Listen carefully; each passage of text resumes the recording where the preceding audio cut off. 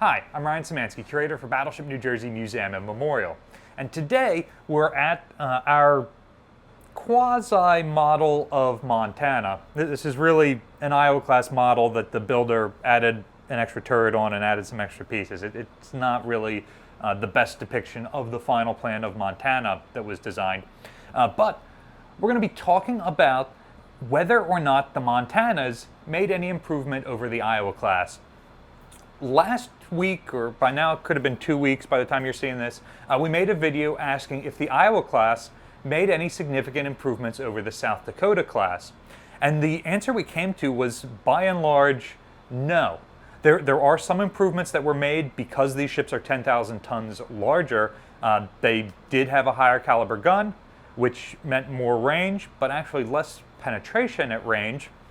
So arguably improvement or not improvement. And just because they're 10,000 tons longer and are stretched for that additional engineering space, they're a longer ship. That wasn't really an intentional design alteration, but they were able to successfully make the ship have more longevity than the South Dakotas because they had more room for growth, because they had more room for crew accommodations and habitability and those sorts of things.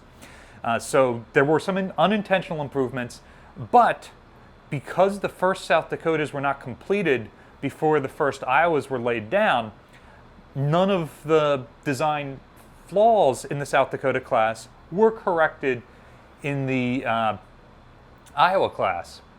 So let's look at this the other way and see if any of the Iowa class issues were corrected for the Montana class. So, first off, both Montana and Iowa start out as offshoots of the South Dakota class. They are parallel design trees, and both of them are attempts to answer the question, with 10,000 extra tons being added by the escalator clause of the Second London Naval Treaty, 1936, which does the Navy want? A higher speed version? Do we use those 10,000 tons to make a fast version, the Iowa? Or do we use those 10,000 tons to make a more powerful, more firepower enhanced version, the Montana class, adding a fourth gun turret? Now, the Navy had enough 27-knot ships which were going to form the new battle line in the 2 North Carolinas and the 4 South Dakotas. So they opted to go for a fast version, which could counter fast Japanese ships like their Class A cruisers, their heavy cruisers, or their battle cruiser / fast battleships, the Congo class, which the U.S. Navy had never had an answer for, and all of the interwar war games had said were going to be problematic, especially if they get into the U.S. Navy's backfield and start running around destroying convoys and stuff, which is not how the Japanese ended up using their fleet during the war, but it sure puts into context why the Navy chooses the less powerful but higher speed ships for their first build. Now, because they lay down the Iowa class first, the initial designs for Montana continue to evolve. And as World War II begins and all the treaty systems go out the window, well, now these ships are not restricted the way the South Dakotas were. They're not restricted the way the Iowas were. They are unrestricted battleships. And so you see the designs start to expand, which means that the Navy can correct problems. Now, by the time the Montana class is authorized, none of the Iowa class ships are completed. None of the South Dakota class ships are completed. The first North Carolina and Washington are completed, and they have found problems with those designs. But because they are now basically unlimited displacement, the Montana designs can correct problems with the Iowa class design. They're not problems that were discovered during actual operational use, at least for the most recent design that we have.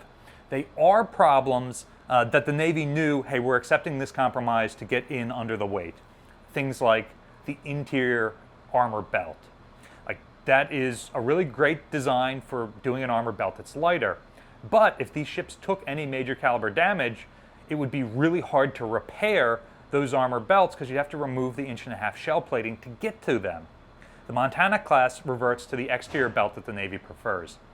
Also, if an Iowa takes a bunch of small caliber hits, it won't punch through the armored belt, but it doesn't have to. It just has to punch through the 1.5-inch shell plating, and now even a destroyer firing 5-inch shells at us can put enough holes in the side of the ship that's going to cause major water intrusion problems. Not so with the Montana class. Another major problem is the torpedo defense. The South Dakota, the Iowa class have their 4th layer of plating be the armored belt. So it does taper to get narrower as it goes underwater, but it is still armor plate, which is great for like plunging shots. If a shell lands short but keeps going underwater and hits below the belt, like many people think might have happened with Hood, or it's happened to some other ships, that could cause some major issues. And the solution to that is just to extend your armored belt down. And you can taper it to make it lighter, because as the shell travels through the water, it's bleeding off a lot of its energy. It can no longer hit with as much force as if it was hitting above water. However, a torpedo hit is designed to crumple the plate around it, and if the plate around it is crumpling and absorbing that impact, it prevents the torpedo hit from penetrating as deep into the ship. Well, having the armor belt a rigid structure there, that's not going to crumple. It will tear along a seam. And you see things like that with West Virginia at Pearl Harbor. She takes hits on the armored belt that cause the belt plates to separate along a seam and then open up this real long gap that allows water intrusion through the torpedo defense system. Because they are larger and no longer meet Panamax requirements, they also were able to have a much deeper torpedo defense scheme, which was another issue with the Iowa class, particularly around turret 1, where the bow tapers in. The Montana class was able to have a torpedo defense of the same depth throughout. Two other really positive things about the Montana class that are very similar to the Iowa class are the Montanas are going to be larger. So they're going to have even more habitability and even more room for growth than the Iowas that came before them. So that's going to allow these ships to remain in service for a long period of time. Likewise, whereas the Iowa class have 8 1,250 kilowatt turbo generators making electrical power, and that massive power generating capability allows the Navy to bolt on new radars and new missile systems 40 years after the ship were first built. The Montana class has 10 of those. They've got an extra 2,500 kilowatts of power, which means they can have additional systems added onto them later. So a Montana would have likely had a similar longevity to an Iowa, maybe even greater. Because of their greater area, you could see more missile systems added and things like that. All this is a little speculative because the Montanas were pretty much canceled in 1942, shortly after they were authorized. And so their designs stop at that point. We don't see any designs after that, but you know that the designs would have continued to improve iteratively throughout the ship's career and throughout the building process. So while early designs don't show many anti-aircraft guns, you know that much like this model where the modeler installed extra guns above and beyond what the design shows, that was going to be the same for the actual ship. And because of their greater surface area, they would have certainly been able to fit even more than the Iowa class. So I would argue that the early designs for Montana, where it's a 45,000-ton battleship, are pretty equivalent to the Iowa class, and that they're making some improvements over the South Dakotas by virtue of their greater size. But they're not able to fix things like the internal belt, the torpedo defense, things like that.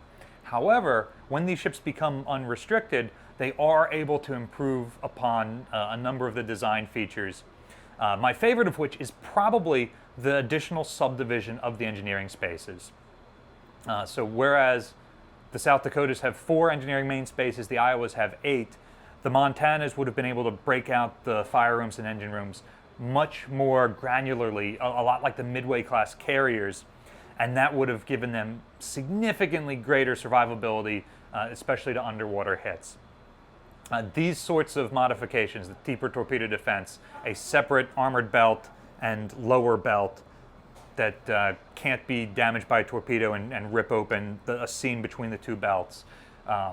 The greater internal subdivision, the greater power generation, all of those are tremendous improvements over the Iowa class, and ultimately would have led to a more capable battleship. Obviously, the Montana class ended up growing so much that to build them, you would have to build bigger locks for the Panama Canal, which was something that was planned. You'd have to build bigger slipways, bigger dry docks, bigger port facilities. They expanded to the point where they were too resource intensive. And even if battleships had remained dominant and not been superseded by aircraft carriers in many of their missions, then it would have still been difficult to authorize and build these ships.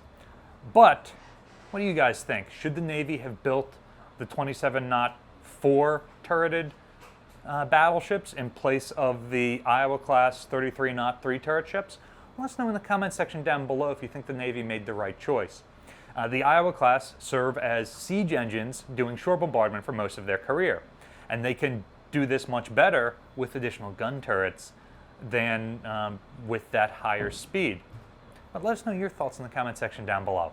Battleship New Jersey receives operating support from the New Jersey Department of State, also from a number of other businesses and private individuals like yourselves. We really appreciate your support. There's a link in the description below for ways you can donate to support the museum. You can also support us by liking, sharing, and subscribing so more people find about the museum and our channel. Thanks for watching.